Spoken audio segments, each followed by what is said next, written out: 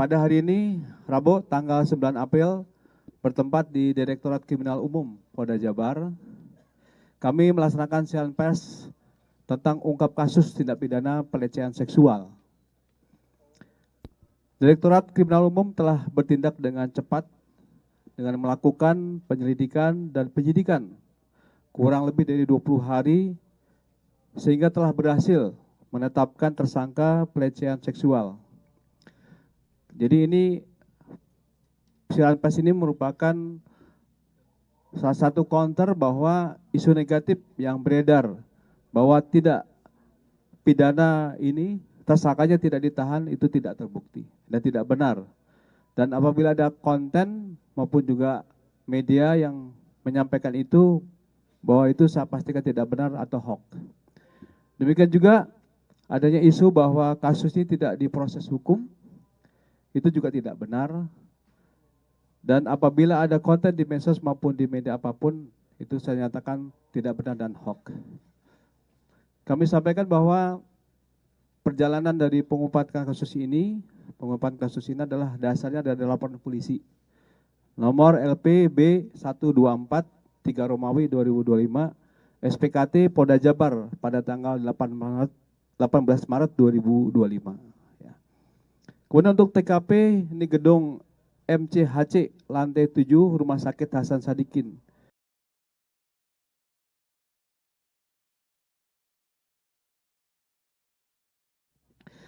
Kami sampaikan bahwa untuk modus operandi dari tersangka PAP adalah dokter pelajar dari salah satu universitas di Kabupaten Sumedang yang sedang mengambil spesialis anestesi di Rumah Sakit Hasan Sadikin.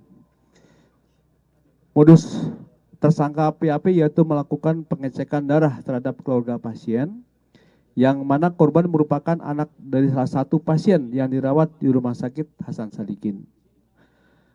Tersangka PAP meminta korban FH untuk diambil darah dan membawa korban dari ruang IGD ke gedung MCHC lantai 7 Rumah Sakit Hasan Sadikin. Inilah TKP yang terjadi. Dan akibat dari dugaan tidak pidana kekerasan seksual, korban FH merasakan sakit di bagian tertentu.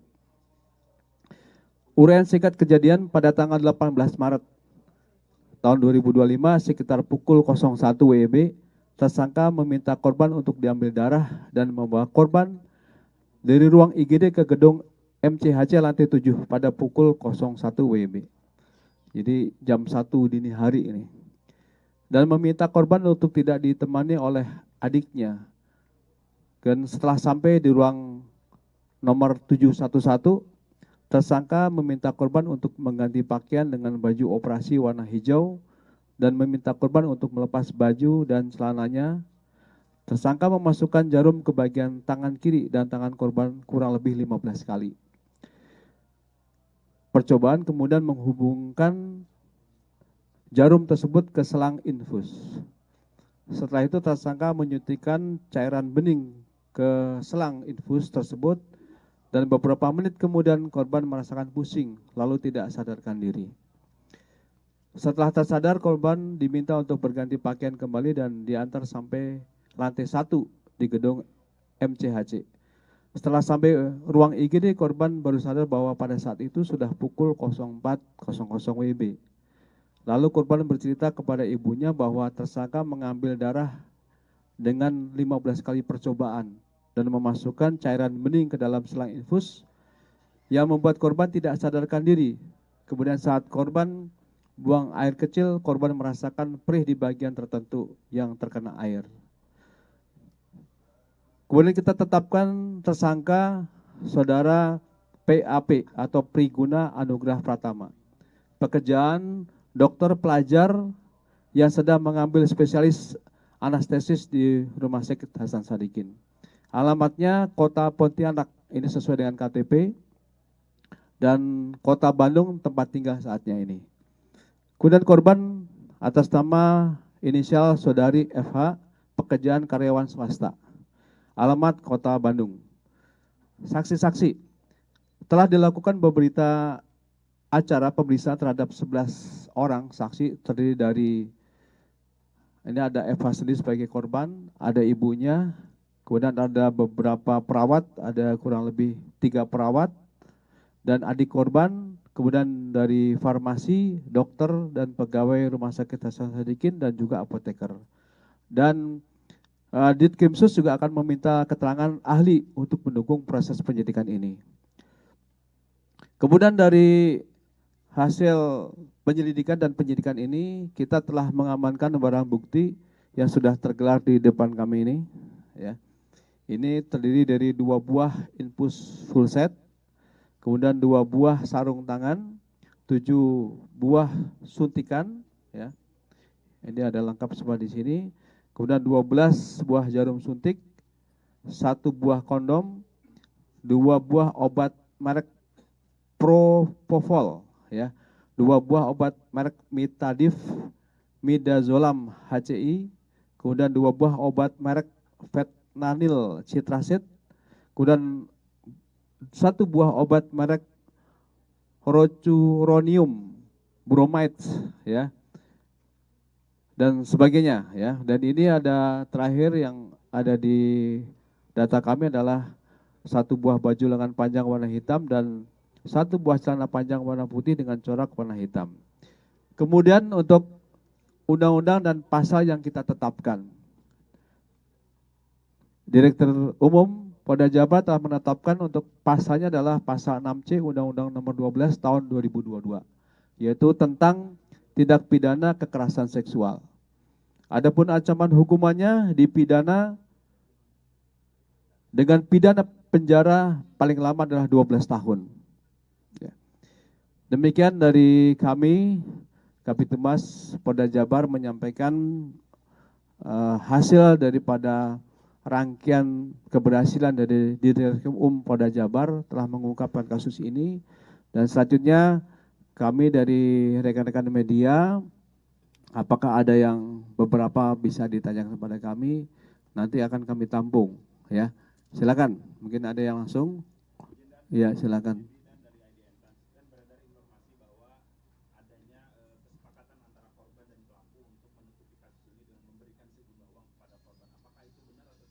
Baik, ya, 1 kita tampung dulu, ya Teh.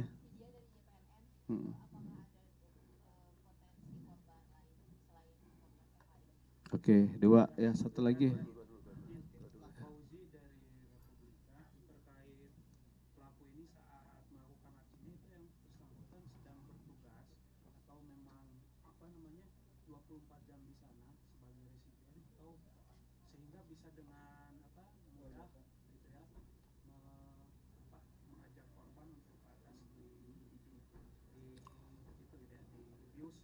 Baik, ya. Baik, dari 3 pertanyaan ini kita jawab dulu ya beberapa. Yang pertama terkait dengan apakah ada potensi dari korban lainnya, ya. Kami telah membuka layanan untuk laporan yang lainnya. Mungkin kasusnya sama tapi waktunya berbeda, ya. Kami terbuka yang di beberapa media sosial yang menyampaikan secara terbuka di situ, ternyata mungkin ada sampaikan, tapi kami berikan kesempatan untuk melapor, ya, melaporkan diri kepada kami, ya. Mungkin karena malu atau mungkin karena sesuatu hal, kita tunggu. Jadi apa yang disampaikan oleh teman-teman media ini ada kemungkinan, ya, tetapi kami akan tetap menunggu dari korban yang berikutnya. Kemudian untuk yang terkait dengan kesepakatan tadi, sejauh ini kami telah bertindak dengan tegas dan cepat. Jadi tanggal 18 kita mendapatkan laporan polisi, tanggal 25 kita sudah tetapkan sebagai tersangka dia. Jadi sebelumnya sudah akan kita lakukan penangkapan juga. Jadi kemungkinan apa yang disampaikan di luar kami tidak mengetahui. Ya. Selanjutnya untuk terkait dengan SOP ya atau keberadaan yang bersangkutan, ini dari Hasan Sadikin, ya, akan memberikan informasi kepada rekan-rekan. Silakan. Terima kasih. Jadi yang bersangkutan saat itu memang sedang jaga malam. Jaga malam ini memang sudah ada jadwalnya dan yang bisa memasuki ruang IGD dan bertugas ini memang sesuai dengan jadwal peserta didik. Jadi kami ini merupakan rumah sakit pendidikan dari Unpad dan kebetulan yang bersangkutan merupakan residen anestesi yang sedang bersekolah dititipkan di RSUP Hasan Sadikin. Jadi kebetulan yang bersangkutan sedang bertugas. Baik, saya kira dari 3 pertanyaan ini sudah terjawab. Selanjutnya 2 kesempatan lagi kepada rekan-rekan foto. Ya, silakan. Baik, 1, kemudian dari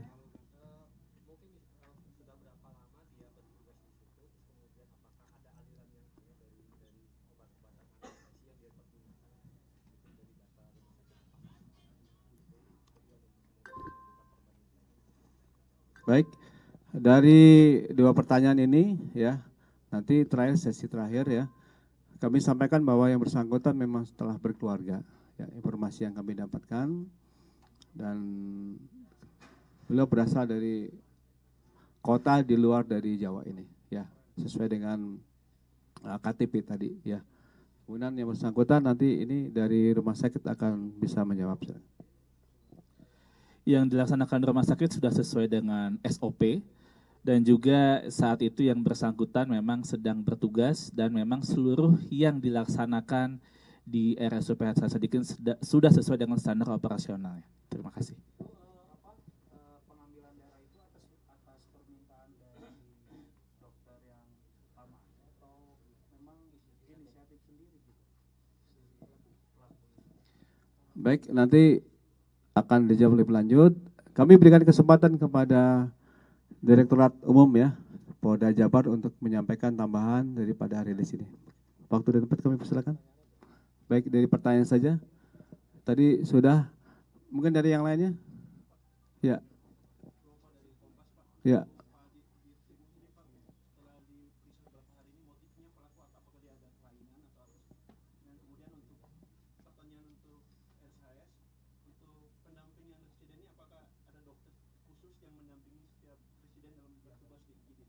Satu lagi, Kang? Udah, sama. Baik, silakan. Jadi terima kasih rekan-rekan. Dari pemeriksaan beberapa hari ini memang kecenderungan pelaku ini mengalami sedikit kelainan dari segi seksual ya. Jadi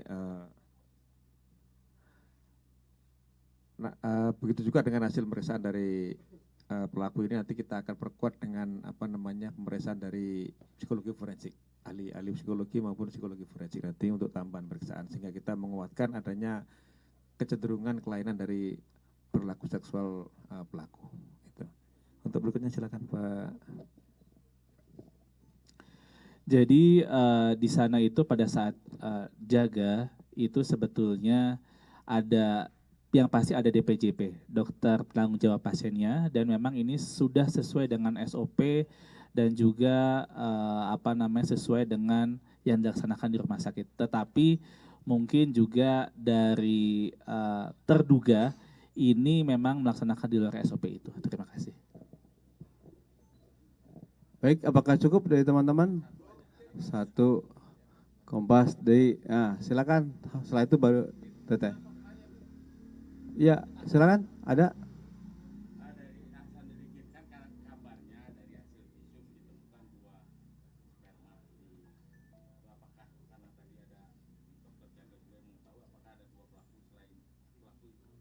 Baik, 1 ya. Silakan.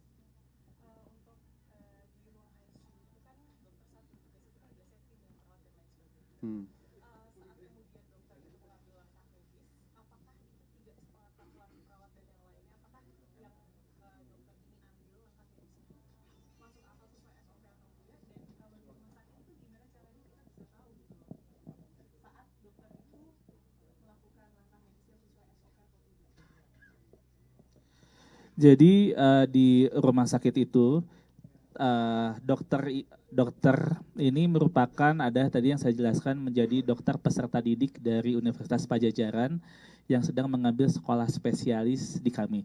Jadi yang bersangkutan bukan merupakan karyawan dari Rumah Sakit Hasan Sadikin, jadi mahasiswa yang dititipkan di kami dan itu memang pasti sesuai dengan SOP dan juga sesuai dengan arahan dari DPJP-nya. Begitu. Nah, ini memang terduga melaksanakan di luar dari SOP tersebut.